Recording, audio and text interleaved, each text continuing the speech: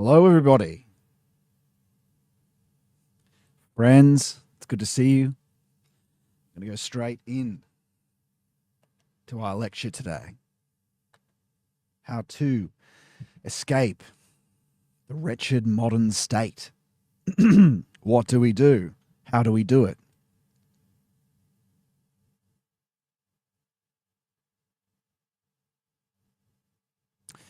I just want to make sure the audio is working though before we start because, we can have technical issues sometimes. So I'm just a bit concerned about that. So let me just play this. Sorry, everybody. Yeah, it's working. It's working. Okay. Thank you, everyone. We're waiting for that. So jumping straight back into it though. The wretched modern state. Jumping over to our lecture today. So, what do? Where are we in the modern state? Or what are we going to talk about today? We're going to talk about first why the practice that we're going to engage with in its most simple way. We're not talking about concentration without effort today. We're not talking about meditation. So, well, we are, but we're not talking about the key practice of initiation today.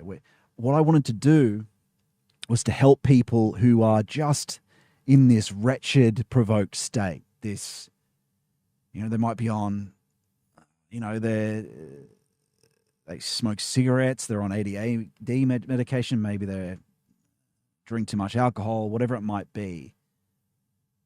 Because there's this issue in modernity and in the podcast circuit where people like Jocko Willing and even Peterson's a bit better in terms of the very beginning thing you do, but it's just a torrent of garbage advice that we fill our heads with in modernity to try fix things, and they just end up being a shopping list of things that to do, an endless to-do lists, and nothing ever changes. Nothing ever gets us out.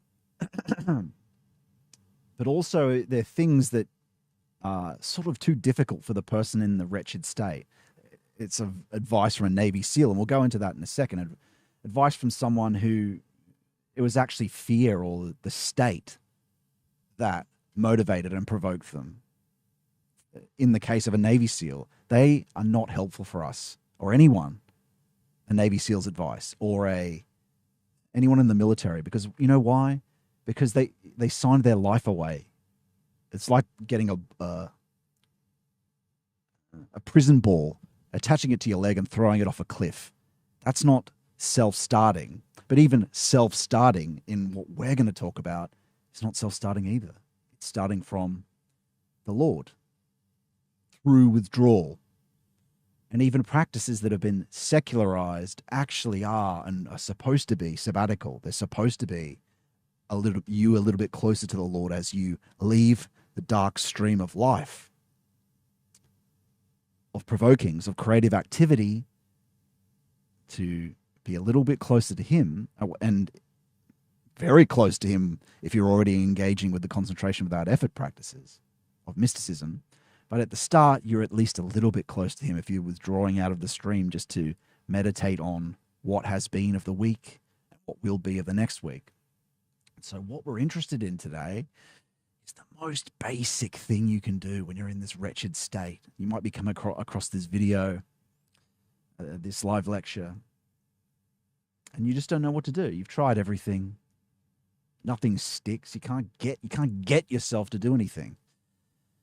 Because there are some people that have joined the community that are like that. They can't get that, it's a small minority, but they can't get started. They can't do that very first thing because they're sort of provoked.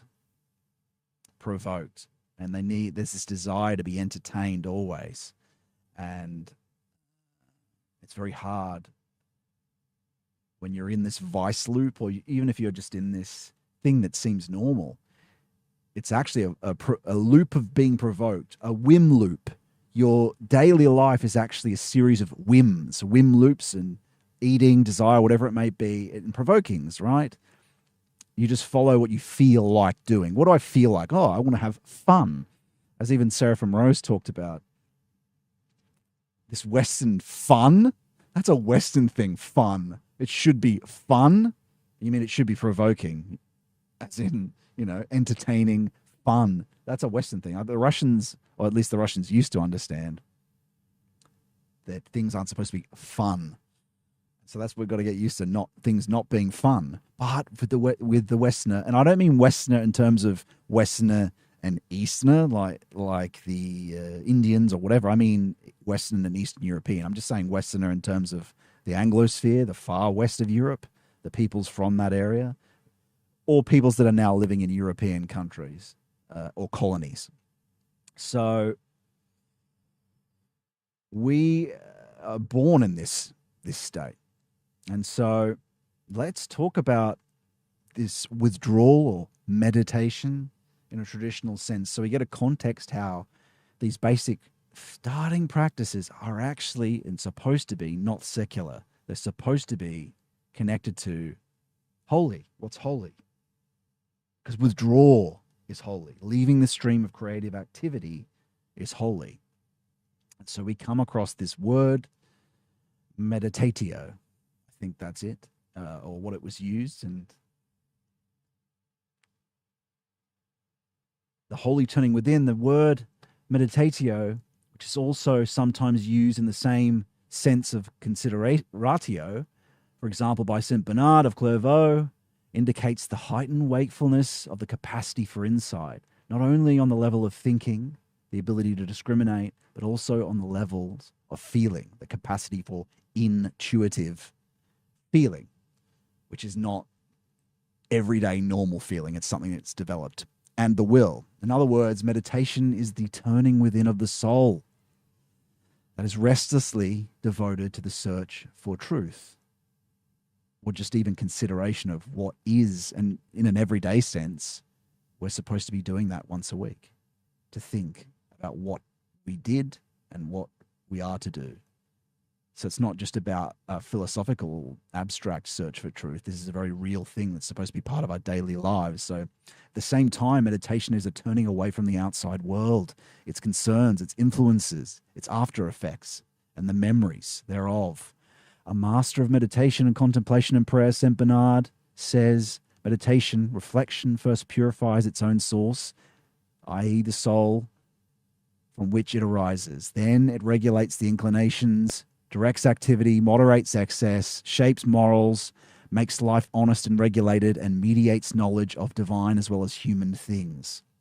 So this thing is scope. The scope of this meditation is much wider than just the consideration of daily life. So it's everything. It goes down to the essence of things, but it applies to the very basic of daily lives, or it must become that. Our withdrawals must become that. It is that which replaces confusion with order, checks the inclinations to lose oneself in uncertainty, gathers together that which is dispersed, penetrates into that which is hidden, discovers that which is true, and distinguishes it from that which merely appears as such, and brings to light fiction and lie. That's what we like to hear. Further, it is the mediation which determines beforehand what is to be done, and which brings that which has been done to consciousness, like we were saying, what is to be done and that which has been done to consciousness. That sounds something pragmatic, doesn't it? So that nothing remains in the soul which is in need of clarification and correction. You can see in that how it applies to daily life, or should. Likewise, it is meditation which enables misfortune to be foreseen, even when happiness prevails, and which, during misfortune, makes it possible to preserve an attitude of not being dejected. It is the source of courage on the one hand, and of prudence on the other. Prudentia, as they say.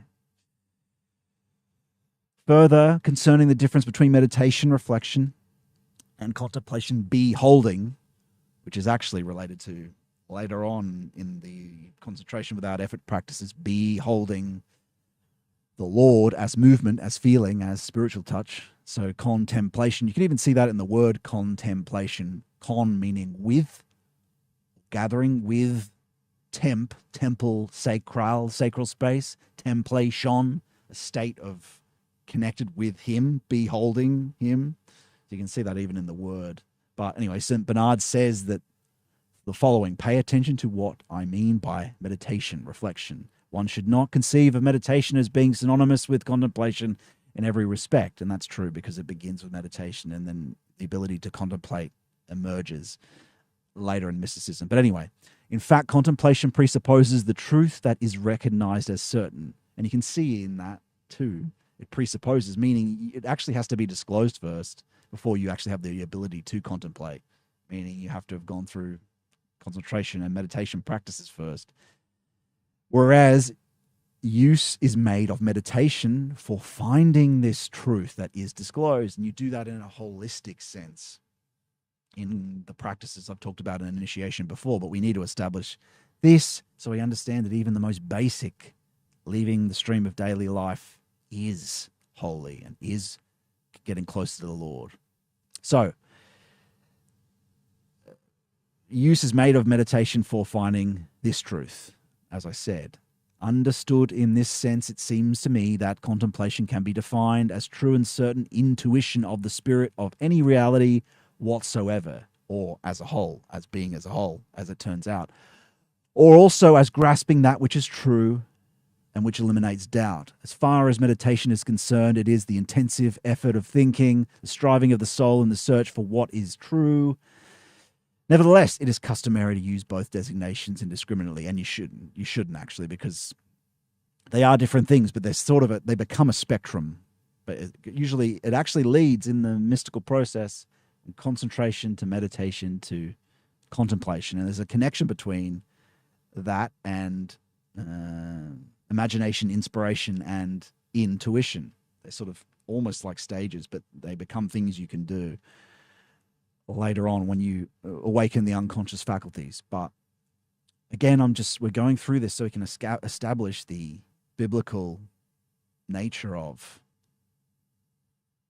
or the holy nature of this actual withdrawal practice before we go into the most basic of what you do to get started. But it's important to go through this stuff. So, justification from the Bible: everyone who strives to know what he does ought to dedicate a certain time to turning within, a time for observing and judging from a higher vantage point his life and his endeavors, in order not merely to be swept along by life's flow, but to be in a position to direct it creatively.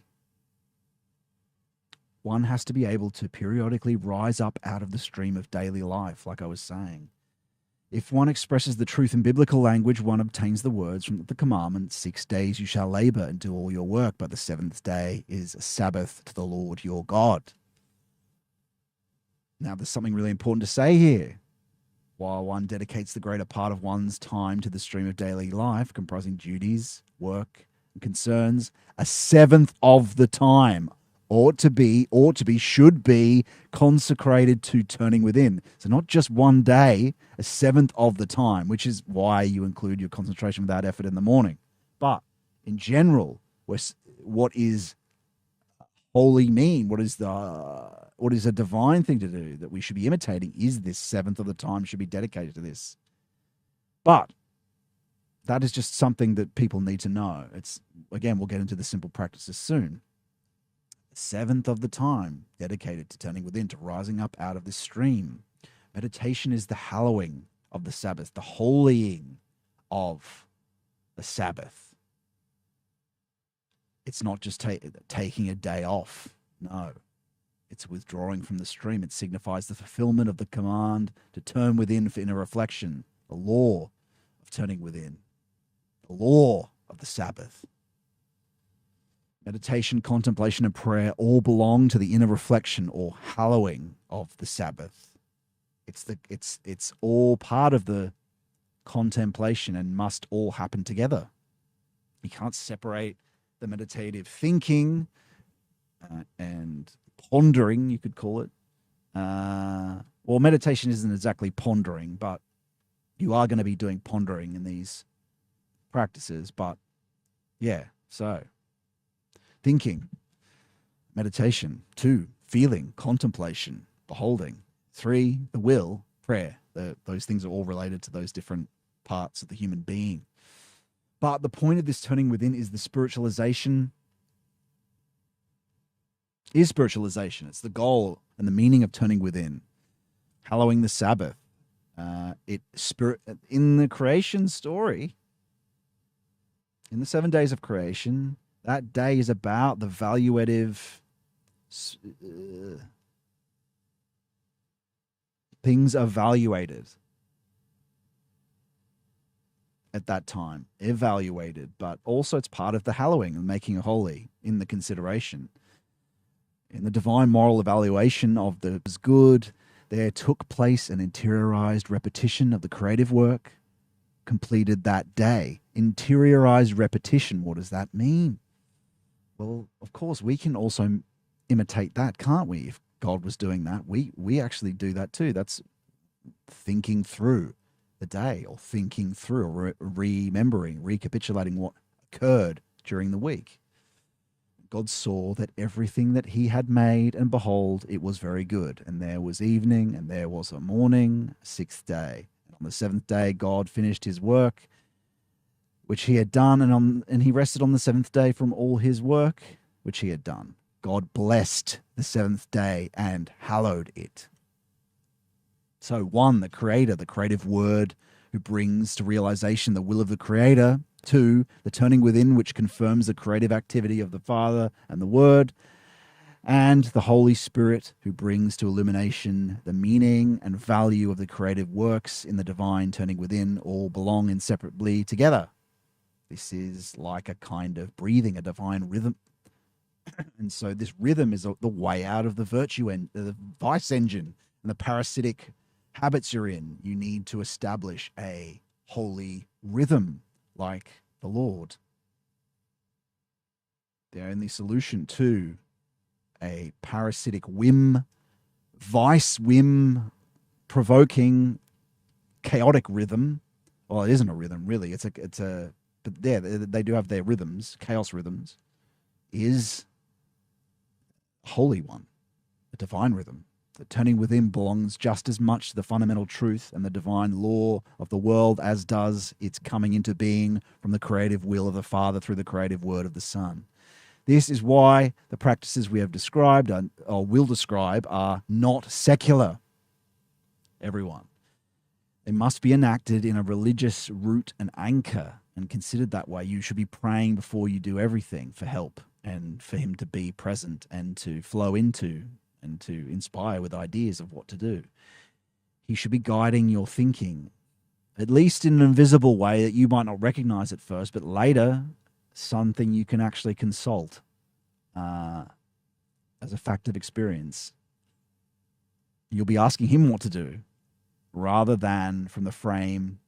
But even just thinking about it as a frame, that the things that come to you aren't necessarily from you when you're doing this. So understanding that he's there. But it's about the illumination of the true meaning, being, and value of what you're doing in existence. When you're in the creative flow, you have to step away, even if it's for 30 minutes once a week. And that's why we're about to go into the most basic practices of this, which we're going to go in right now. The wretched. Let's talk about the wretched state. And we're just going to expand upon this. Now we've established the sort of biblical background of what we're going to do and why these sort of practices aren't secular. These practices, they're actually supposed to be connected with God. It's a mistake when Tony Robbins or Jordan Peterson turns these into liberal practices. No, the Lord has to be deeply involved with these things for changes to be permanent and transformations to be true, even though there's some decent individual advice in that. When it's modern, and I made a video about this, the name of the video is a bit not radical, but why Jordan Peterson's self-authoring is shit lib demonology, I called it. But the point is that if you don't ground this in religion, there's one religion. If you don't ground it in Christianity and the Lord and don't pray, it's a part of it, The things that you feel yourself authoring are just provokings of modernity, of what has been of the past and are in temporality. You're trying to, and even with this most basic practice, you're trying to establish this rhythm from outside temporality. That's what you want. And even if you don't recognize that that is moving you in a subtle way, before you've even started any of these practices, it will be. So that's key, or else it just ends up a kind of demonology. And so where are we in this wretched modern state? Let's just talk about some of the, I want to fix my life. I want to do new virtuous things, create habits which will free me from the wretched state and lead me to a flourishing of life rather than its death and degeneration as I age. I feel it's all downhill from here. I'm provoked and there's no solution. In the wretched state, I speak things and I do things I later regret, and I can't stop myself from doing them. They just come up again and again. I sabotage relationships, whatever it might be. I feel I can't make things better and set a resolution for any change. Anything I do fades away and fails. Or I simply can't summon the impulse to do the action I know theoretically I should do. I fill my head with podcast after podcast of good advice. Nothing sticks. I store them on my computer, and everywhere I have things, the mantra knowledge, these propositions. Nothing sticks, though. It has a bit of energy and then disappears. They don't transform me. I can't sit still. I want to do good, but I can't get myself to permanently do these things and new habits. Yes, many people are like this. I have to be entertained constantly. I've got a deep need to be constant. I get bored easily, right? Everyone's in this state because you're programmed, really, in many ways, to think that always has to be. You always has a radio on. There's music on everywhere. There's entertainment on everywhere. There's no, again, this, like I said at the start of the stream, this Western idea of fun. There's a way out, though. Modernity and the economy and demons actually rule us in this state. The gods of existence provoke us. Their advertisements and entertainments and money and levers prod, and we act and desire, and nothing we do gets us out of this. We are motivated by also mostly, everyone in modernity, they're motivated by the will to power, will to more, but also a fear of losing their income. It's about the money. It's all about the money. We need to slowly change and transform that so we revolve around God. No matter what, I'm sort of recapitulating here what I talk about, but there are some good points here also. But it's really what you have to do as a minimum not to get fired. And so you don't lose money, food and shelter, and that's all understood. Those are necessities, but they need to be further down the list, and God needs to be at the top of it.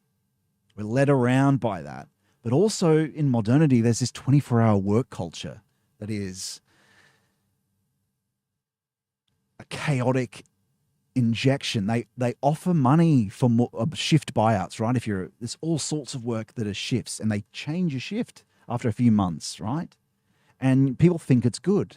Oh, we get more money. There's a buyout of it. But it's a disaster, and believe me, I know. I worked in the film industry. There's a reason why we used to not have banks and such open on certain days. On Christmas, there was no 24-hour stores. Oh, it's inconvenient. Good. Christmas these things shouldn't be open. Shouldn't be open after 8 o'clock or whatnot. Why? Because rhythm, habit. The sun rises at a certain time, the moon, the seasons, these things are all incredibly important so we can make these changes, so we can withdraw. But if you're a temporal and spatial arena for a new habit, it really matters when, not just a space, but a time. In memory is like a flag, a cognitive flag that, again, we're talking about feedback loops. A habit is a feedback loop. You need that flag to come up and that rhythm to come up again and again. And if you don't have the same space, who's ruling you then? If this shift work tears you away, who rules you? The whims, the provokings of whims end up winning. You can't establish a new rhythm. So that extra buyout that you get from the shift work is not worth it. And, I know it's not easy, but if there's a way, try to find a way to stop shift work and get a job that's just in the same time every day, clock on, clock off, same time. That's why the Sabbath exists, to stop the gods of existence from, the low gods of existence from being able to keep you as merely an extension of them, a provoked extension that can't find the one true God of essence through these withdrawals, to get away from the provokings, to be free.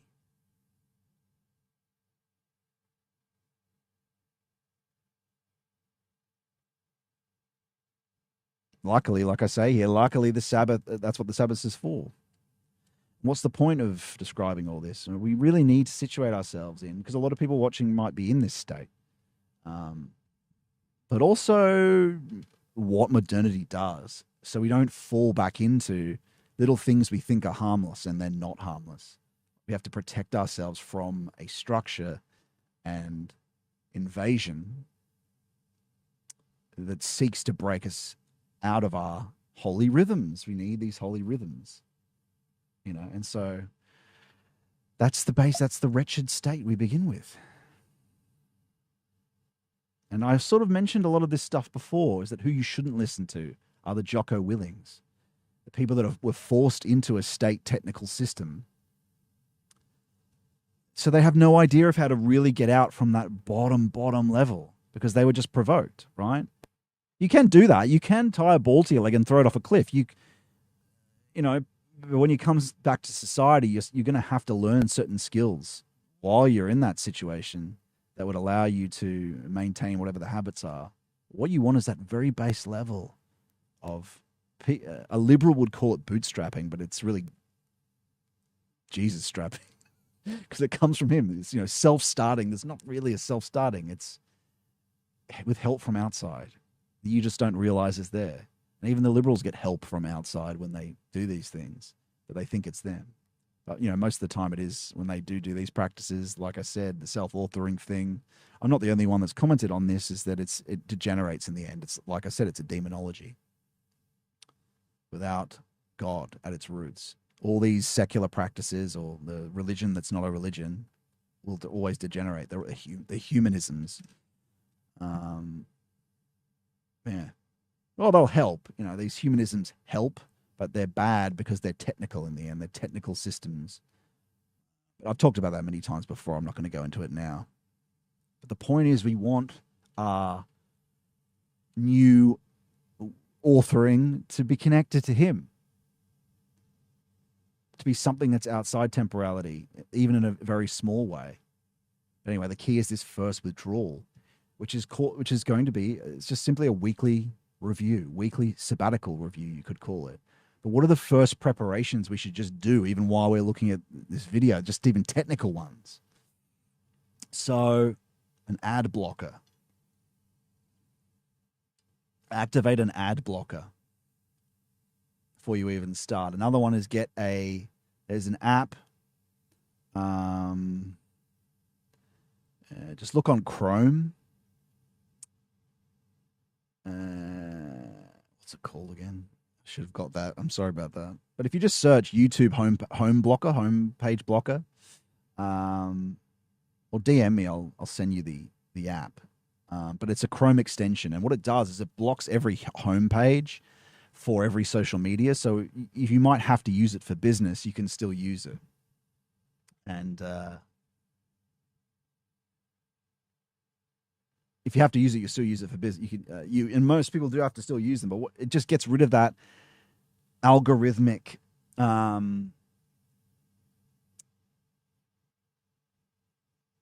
the parasitic loop relies on that first clicking of the homepage, and they have that's why that's where they first start the doom scrolling from. So if you can just break that one loop, these are little things that just help interrupt the negative habitual loop, because they make their apps sticky, right? So we're trying to make them less sticky by just putting something in the way, just to help you get started. And so you'll still want to use the app, and you can go and you can do that, but it's just putting a little inhibitor between it doing that. So it just gets rid of that homepage and blocks it. So you can just check your notifications and your personal messages on these different social media websites. Another thing is to remove your remove all social media apps from your phone, or go to a manual phone. So no more of using this phone for social media or anything like that, YouTube, whatever. If you want to do something on travel, download audiobooks and put them on your phone for travel. You know, Rudolf Steiner's got 170 lectures series that you can listen to for like 2 years. But audiobooks, meditations from the tarot, whatever it might be, there's all sorts now. That's what you should be listening to. I wouldn't even say don't listen to podcasts. Don't just have audiobooks. But if you must, you could listen to podcasts. I just think, yeah, audiobooks. But no YouTube. Remove all that from your phone. That's another thing. And then get an internet blocker. This is another thing that will help you just for brief periods. There's one it's free, called Self-Control for Mac. This is just another thing. It's just for this brief practice of weekly withdrawal that we're going to get into. So they're just some basic tips. Self-authoring, it's called. The other one, I can't remember exactly what it's called, but just search YouTube home disabler, home screen disabler. You know what? I might actually just look at what it's called, just so you guys know what it is. It's not really right that I don't have it. Okay, let me look. It's called News Feed Eradicator.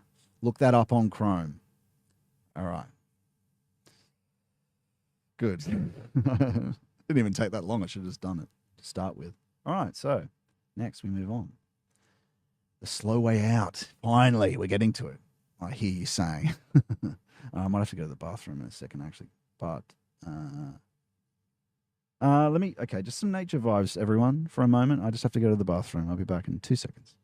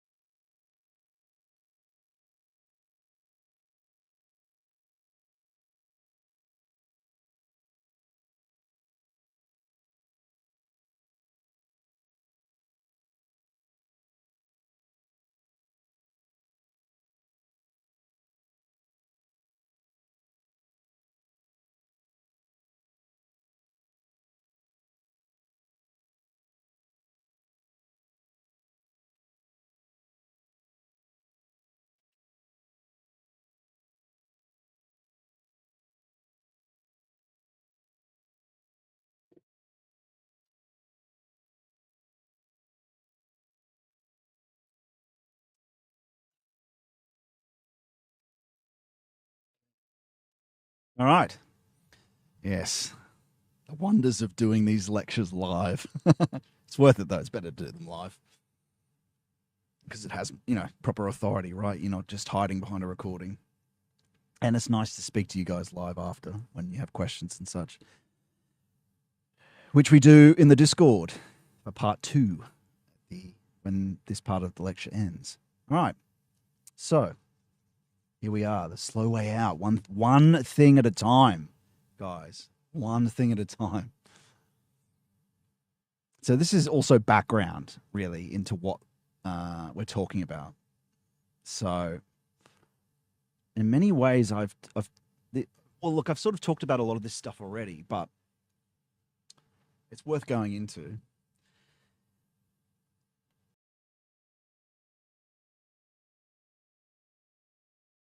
How this weekly practice is to work, or why. It's sort of we need to understand why.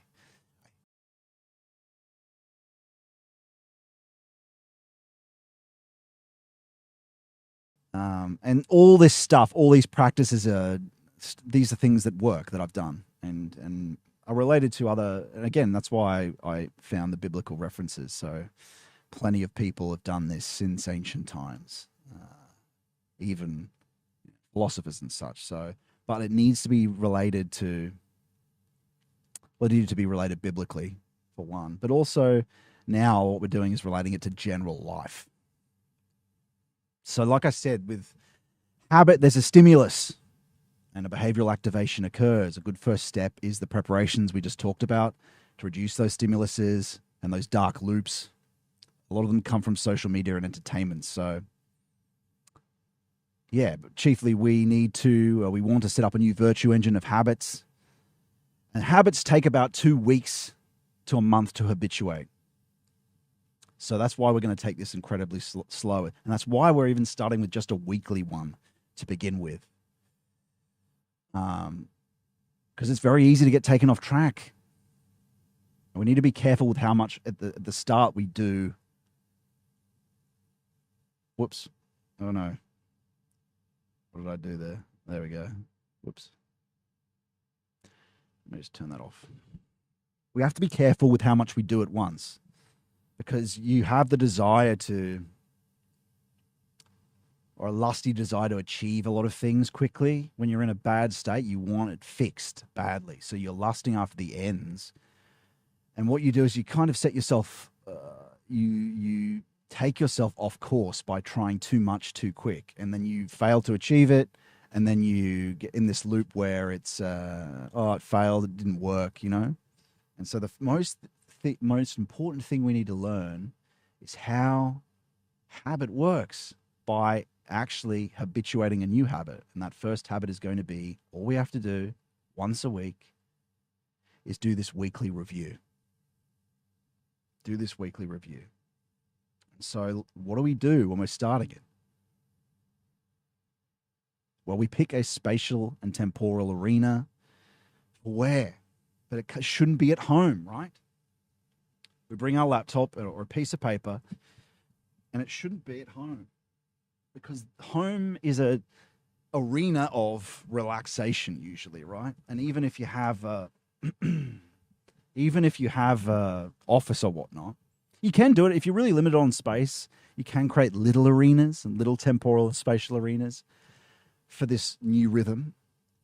But it's best to leave home. And why? Because people in the wretched state, again, they have trouble even writing or doing anything. But what we do here and why we leave the house is we're making it less sticky to go back to the bad behaviors. So what can you do in this state? What can you do? You can move your arms up and down. Just do it. Okay, that's one thing I have control over and I can get myself to do. I can move my arms. I've got executive control of my body. Can't do any other habit, but I can at least do this now. So how do I link that? Well, we're going to not take the internet, not take our phones. We're just going to take the laptop and go somewhere we have no connection to the internet. And we're going to walk. Or we're going to drive somewhere that's 10 minutes from the place that we're going, and then we're going to walk from there. Why? Because once you get there, you don't have the internet. It takes too long to go back. You might as well just sit down and do it, right? If you have a car, it's easy to hop back in the car to get back to the internet or whatever. But if you make it a bit harder, and like I said, what you can do is start walking.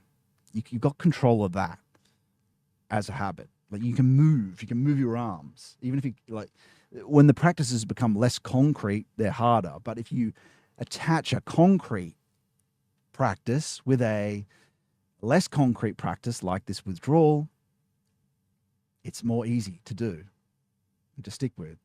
So we're going to pick a day of the weekend. Saturday is good. And pick a morning, because it's easy you do the most difficult things first in the morning, because you're going to be reluctant and more tired in the afternoon. So we don't bring our phones. We pick a place. And here's some advice. I'm going to go into a lot of detail with this, guys, because it's helping people who are just in, like I said, in the wretched state, that having trouble even habituating anything at all. This is like the raw minimum before you even start the concentration without effort, or even prayer, for instance, a morning prayer rule. This weekly review. And so places that you can find that. A technical college is a place that they lock them up a lot on the weekends. But sometimes also public schools are open in the weekends. There's no one there, but they have outdoor tables or a park table. Might be too cold outside. Public library with noise cancelling earphones. Often I've used hotels with noise cancelling earphones. You just buy one drink item and there's no one in there usually, right, at 11 o'clock or 10 o'clock. Find somewhere. There's more resources around you than you know. But you're looking for solitude mainly. If you can go somewhere where there's no one, that's good. But it can't be at home. Like I said, walk there. You're making it harder to go home rather than just to sit down, because it'll come to you. You go, oh, don't feel like it, and then you'll go, I might as well. I came all the way here, right? And that coming there is all you have to do as well. And again, we'll get into the actual meat of what you are to do, but we have to do this setup, right?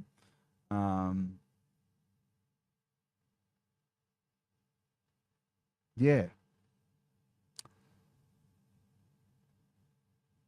Like I said, either you could remove the SIM card from your phone if you need it for something or you want to listen to audiobooks on it. Like I said, don't drive to the location. But you want to pick a temporal and spatial arena that's the same place every time, every week.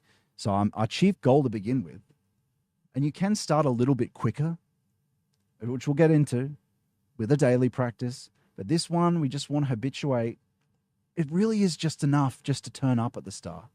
If you just turn up with your notepad, write down the little headings, that's all you have to do to begin with, because we're learning how to habituate something. And once you're there, the rest unfolds. All you have to do is be there for 4 weeks. Once a week. You can do that.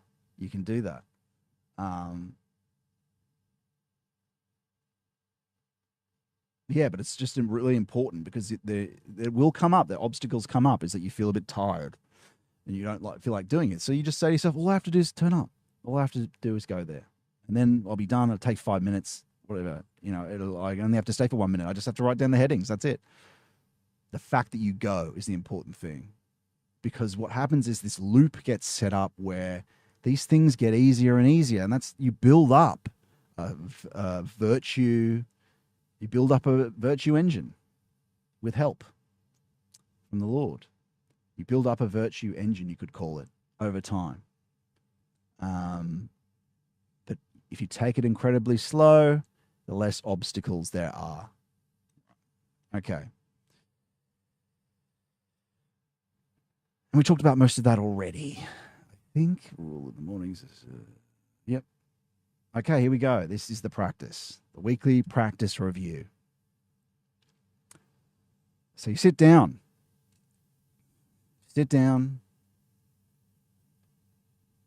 Pray.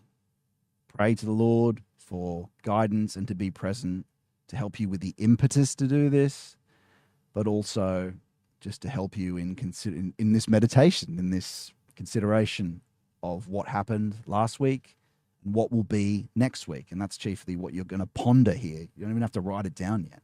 Just ponder. But pray first with your eyes closed. Think about the week that was. What did you omit that you wanted to do? What did you omit? You could write down the little heading, omit, right? That you wanted to achieve. That's it. What did you commit to that you planned? And that's sort of a way of thinking about that is, what good did you do? What vice or bad habits did you enact?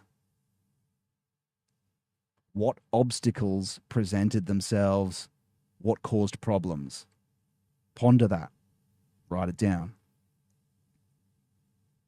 Okay, now just ponder it over. Again, remember we talked about this earlier biblically. This is this recapitulation of memory to know that it was good, or what was good and what was bad, right? This is the very beginning of it. It's just those 4 questions.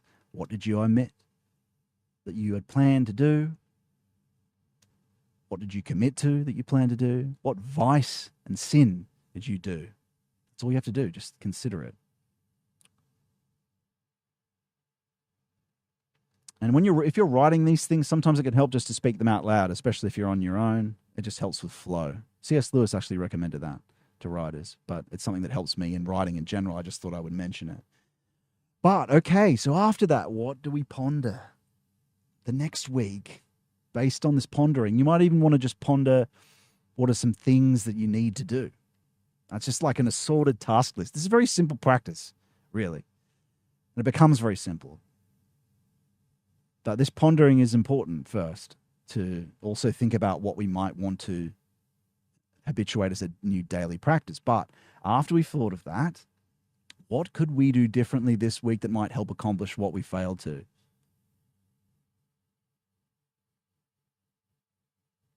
Even just generally, what are some things we want to do next week?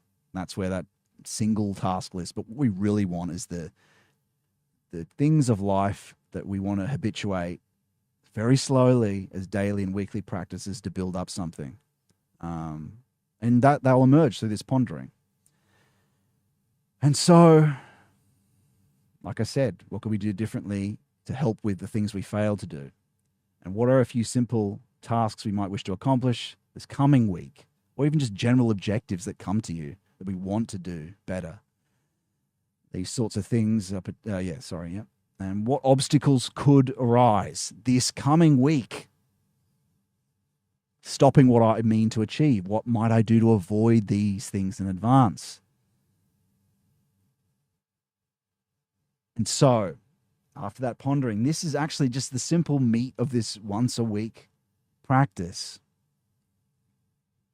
We're picking one. I mean, maybe you could, if you're a bit more developed, do a few. Not at the start, though. Just one daily practice. This is really the meat of this practice, is we're figuring out one new practice to habituate, or continuing it from last week for 7 days, a new daily practice that's going to be a part of our lives, right? And so this week is disclosing that, discovering what that's going to be. And each week you continue habituating something you worked on last week, or you choose a new practice to add. But to begin with, it's just going to take 4 weeks of doing this one. What's the first practice that we want to do after habituating this weekly one? Because you probably should just do this weekly one. Don't even do a daily practice yet. If you're really having trouble at the start, just for 4 weeks, just do this one daily pondering. That's it.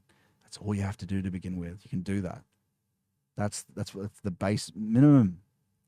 But after that, a month later, or 2 weeks later, let's say, two weeks to a month later, probably a month is best if you're really having trouble doing anything. Now, what's the first practice we do? A daily review practice. This is going to be our first daily thing we do. And think about it. If you're creating this loop, you could you can anchor everything in this withdrawal from the provokings of modernity. But this daily one, daily review, it's kind of similar to what the weekly one is, but it's going to be daily. And so, what do? Remember, again, you're successful if you just do this weekly one, what we just said earlier, for 4 weeks. That's it. But our example of the first daily practice is, as you can see here, you can see my cursor, daily withdrawal review. That's going to be the practice, right? You put 7 zeros that amount to 7 days next to the daily withdrawal review. And below that, you put the assorted tasks that you would have thought of just as a list. And below that, other general reminders that come from the pondering, because you wrote already about the obstacles that might occur, right? You can just copy and paste them into this little sheet. It's just a simple sheet, right? It's just got the one practice with 7 dots on it. Take that home, print it. This is really key, right? Print it off and get a piece of tape and tape it somewhere that you walk past every morning. Because you're going to, as soon as you wake up or after your prayers, you're going to just look at this, and then you'll check off from the previous day, put a dot whether you did it, or a stroke if you didn't do the day. You see what's going on here? And that's all. That's just a morning thing you do. You just check it off.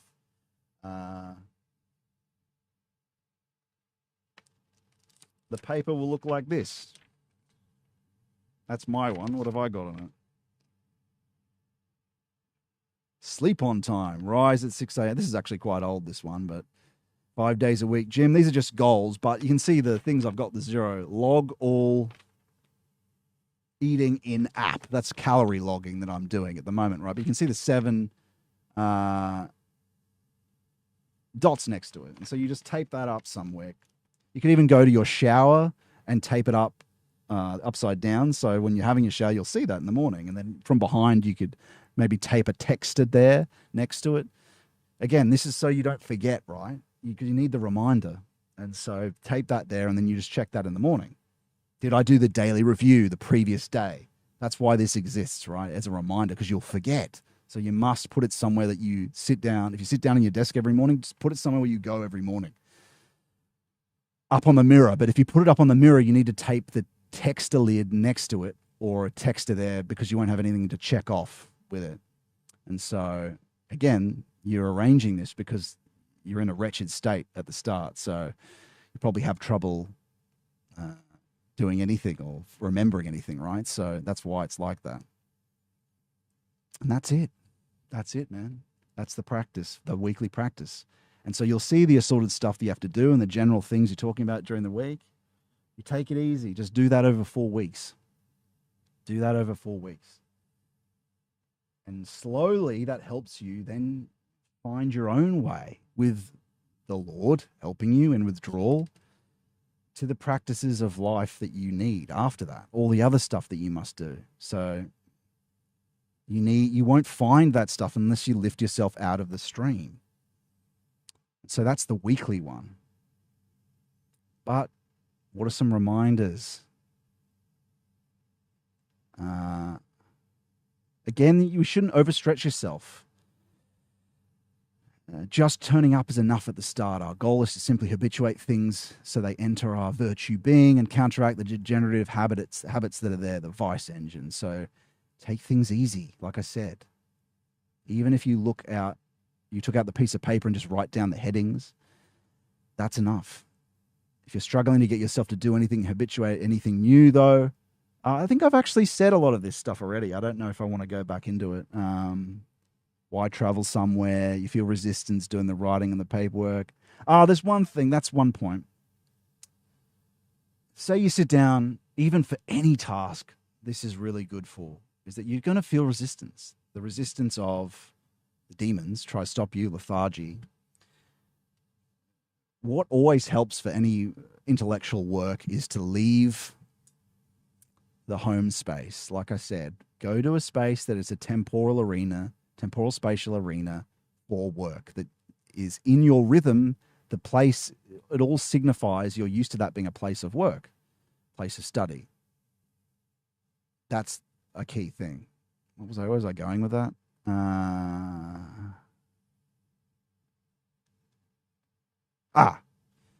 You feel resistance to begin with. Sit there.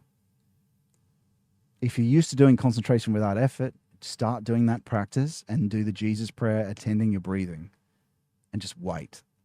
Eventually you'll feel you can, especially if you've already started doing the practices, the normal practices we talk about here, initiation.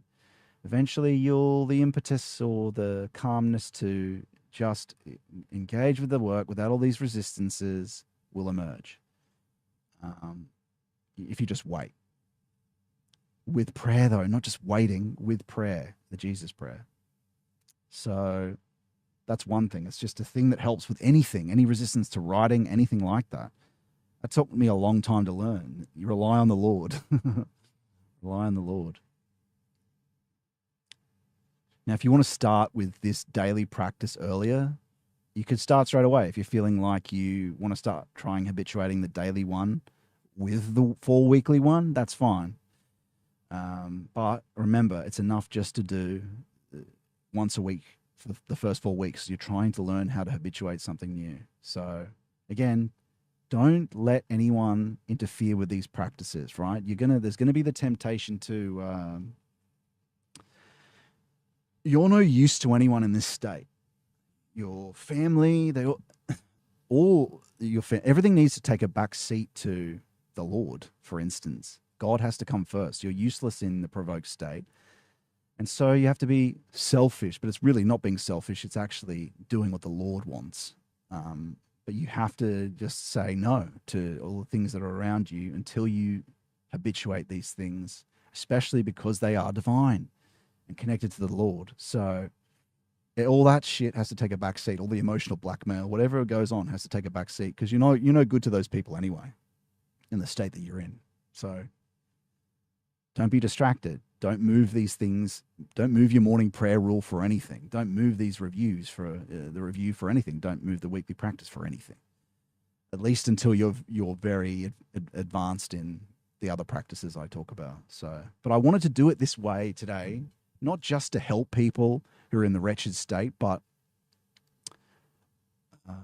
to show that it's not a secular thing. It shouldn't be a secular thing to review your week. That's a big problem. It's a biblical thing. It has to be connected to God, or it's just demonology. Because I think religious people, I actually initially talked about this practice in my video, practices of initiation, Christian mysticism. I just talked about it as a general organizing thing, and I was wrong.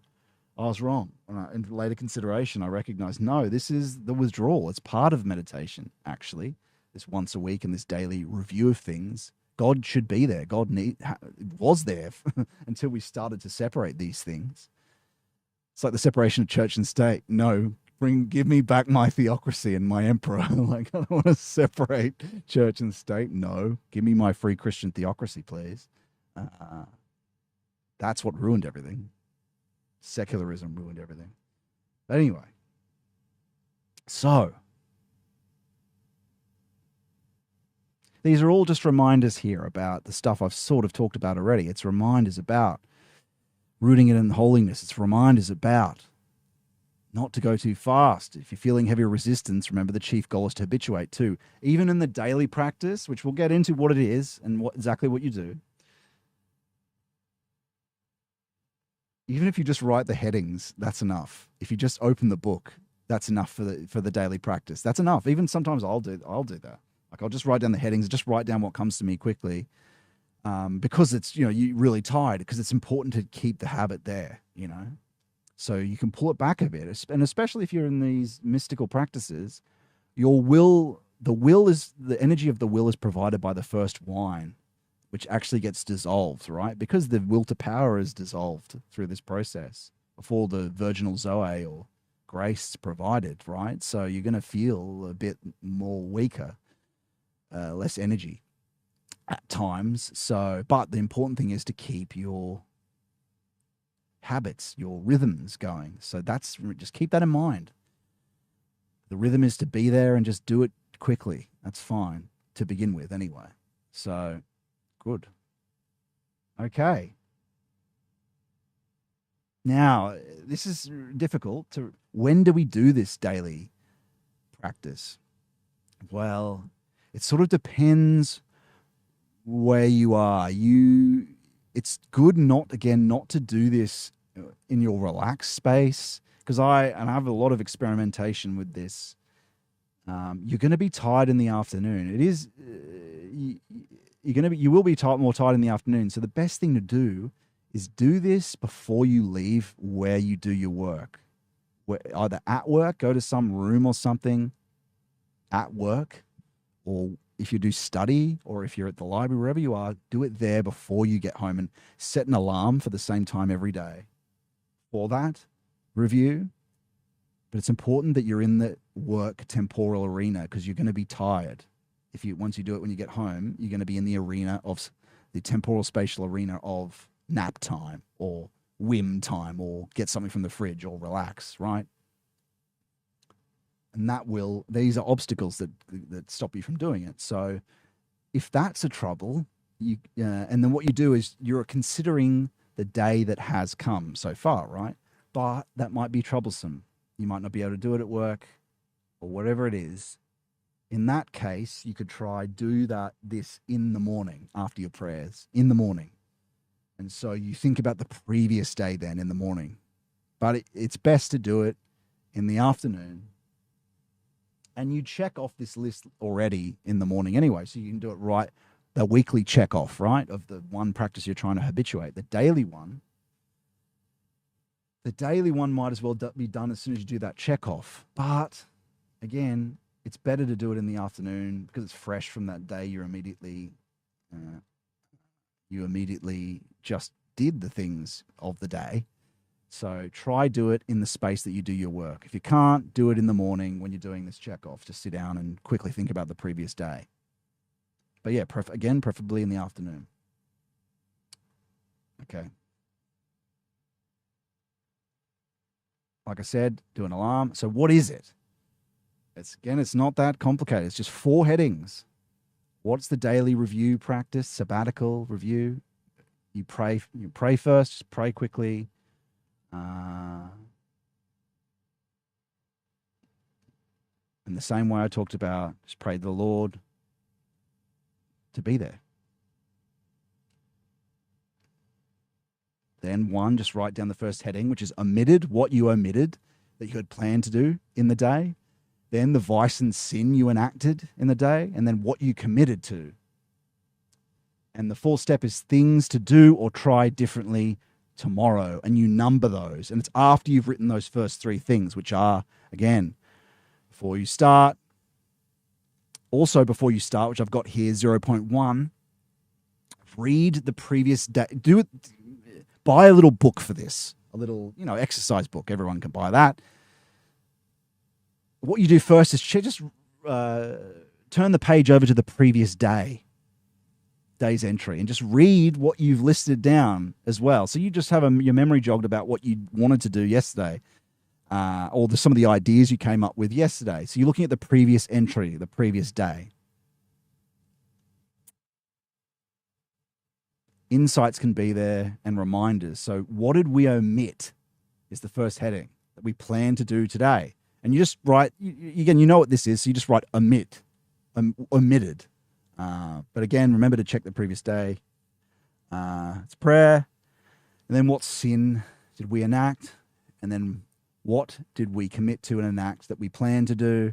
And then for the final step, things, we're considering these previous 3 things in this 4th step, right? I know I'm going into a lot of detail here, but people need this. So, okay, the final thing to do or try differently tomorrow. This is when you're thinking about it, right? So, what was omitted? And the final step is to think about the previous 3. Like I said, what was omitted, and consider any other way or thing you could try to help enact it as a habit today. The next day, tomorrow. What could you do? Or get yourself to do, or a different way, or adjustments. You see how this practice it's helping you create a million little experiments to try something a little differently to help, right? And those ideas that come to you in this withdrawal, whether it's weekly or daily, where do you think a lot of the time that can come from? Outside the Lord. Not always, but that's why it's important to withdraw and to have prayer involved with it.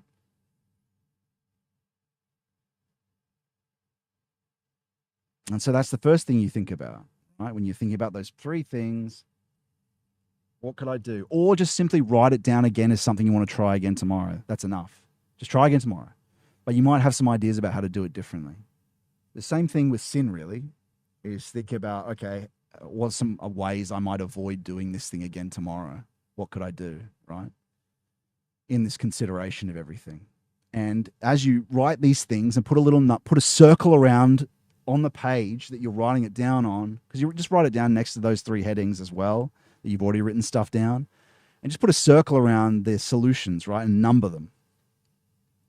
So, like I said, if you're coming up with some other strategy, I'll walk instead of drive. You write down walk instead of drive for that thing you omitted, and put a 1 next to it. And then the next one, 2, 3, 4, 5. Again, you want it to stand out when you look at the page. You know how I said you look back to the previous day's page. You want it to stand out in your memory, but also in review the next day. So, yeah, like I said, you consider vice. And what's happening with this is that it's good even just to know what's good and bad. Helps you find the way out, right? So just, like I said, it's important just to list it again. Okay, I don't want to do that sin. I now know that I did it in memory. That alone helps you change things. Just knowing. It's like Plato said, is that the knowledge of the good can helps to move towards it. It's true to a degree. The truth is that Christ coming within and in us creates the sophrosine. It creates it doesn't have to be a Kantian categorical imperative, because he comes to live in us and we naturally feel the desire to do the good, to enact the good. We don't need to do it top down, which this sort of is kind of a little bit top down, but really it's more about memory. It's about remembering and ideas from the withdrawal. But the truth is, it's something that's going to come from deep within soon if you're doing the other practices. But they might come next after this. This is why I wanted to start with this, because this is where you're deciding on the practices you're going to do. But yeah, the most important thing is that concentration without effort and prayer in the morning. But this is what helps you work to a degree with the Lord in withdrawal to decide on things. So also look at, when you're doing this full step, like I said, look at what went well and just think about why did that work. You might have an idea about why it worked that might help with some other things. This becomes easier. You might skip certain parts of this if you don't find that it's helpful, but yeah, so make sure you circle them so you can see them tomorrow and put a number next to them. Take it easy habituating this. Right? It could be a bit too much it might be a bit too much to begin with. Like I said, I've reminded many times, take it easy. These two practices are the most important thing to habituate, really.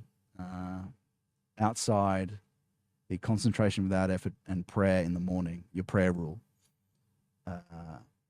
Just because you can see how each week because everything else is individualized to you, what the practices that you are to create a life nested in him. I can't tell you those other things. I can only tell you these basic things, but this withdrawal helps him be present. And yeah, so I think that's pretty much, you have to help yourself. Let me just read some stuff here. I think beauty of this is, basically the beauty of this is that I don't have to recommend you anything else, really. This is the base level. So what obstacles might come up, though, as well. But anyway, take it uber slow, very slow, and you can learn this sort of self-discipline, but also connected to outside if you're doing the other practices. I said the next important practice after you've habituated this review practice is your daily prayer rule and your concentration without effort.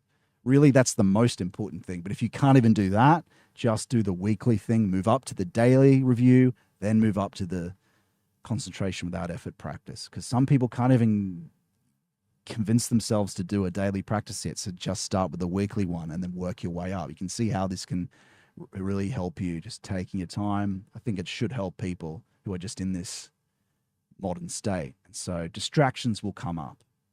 Feelings of lethargy not to do it. Overcomplications, trying too hard. So keep it simple, one thing at a time. So all this stuff that I've talked about are trying to help with those things that are going to come up. You've got to organize the system or the way with the problems that might emerge. So why have I arranged these things this way? Because these things come up. The distractions stop you, the lethargy. There's a reason why it's suggesting to do it in the morning. There's a reason why, and I've tried to explain that, suggesting to do it while you're still at work, because the temporal and spatial arena matters for where you enact these practices, because it reinforces itself when you're in that space. And so you're making it, like I said, we're making it sticky. We're getting rid of the stickiness of the bad habits and making our own habits more sticky. And where you are matters, and when you are matters to that extremely. So that is, you could, I've sort of talked about this more or less already, but w-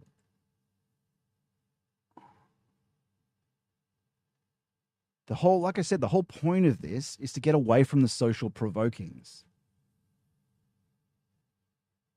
And so it's really key to withdraw.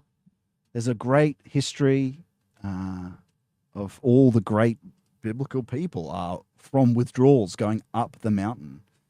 And so if you're going to make any improvement, to withdraw from things is incredibly important. You've got to get out of the stream. Even friendships, you may have to walk away from certain relationships and friendships to make the transformations that are necessary, because they are involved in the provokings. It's a whole system. You're going to come back, because these withdrawals can be life withdrawals too. You might have to step away from a lot of a former life once you start a process like this, because a lot of the times, what is it they say? Misery likes company. People keep you in a negative loop, can keep you in a negative loop. So the most important thing is actually to withdraw towards the Lord. So the key withdrawal is in prayer and contemplation and the concentration without effort practices, but also in this, like we've tried to establish today, and show that it's holy in this other type of thinking withdrawal about what we are to do and what we have done and how to know that it's good. And so I hope that that's helped the people. If you have any questions, feel free to send them through now. I'll have a look, and then we'll go over into the Discord for a part 2 discussion for those who are part of the fellowship. You can join at scottmanion.com/fellowship. It's great and rewarding to have a group of people who are doing this Christian mysticism together. But this practice is good for anyone. Like, this is the most basic thing that you can do. Yeah.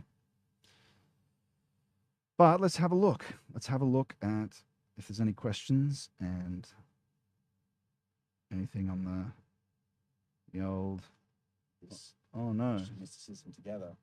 But this practice is good for anyone. Oh no, it was still working. That's good. Yeah.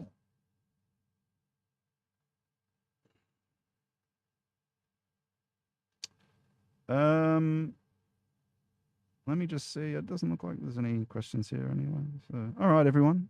Greetings. Hello, my friend. All right, everyone.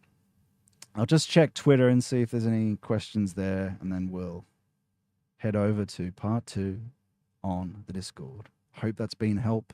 Thank you for watching, everyone.